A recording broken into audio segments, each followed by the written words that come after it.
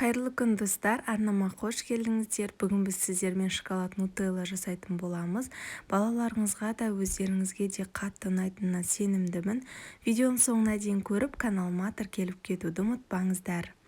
Алдымен осындай темір ыдысымызға 2 ас қасық қант, 2 ас қасық какао, менде рахат какаосы, және де 1 ас қасық ұнымызды саламыз. Үстінен 350 грамм сүтті құйып, жақсылап бір келкі масса болғанша араластырып аламыз.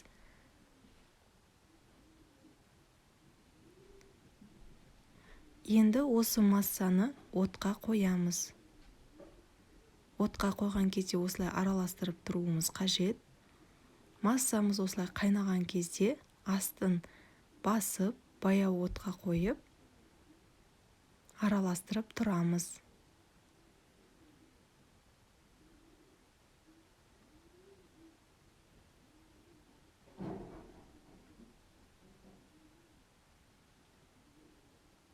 Сүтіміз осылай көпіршейді, егер араластырып тұрмасаңыздар тасып кетуі мүмкін.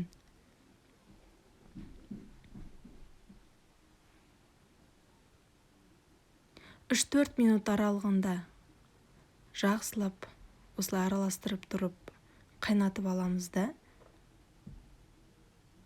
үстінен майдаланған 50 грамм шоколадымызды саламыз. Менде Қазақстан шоколады.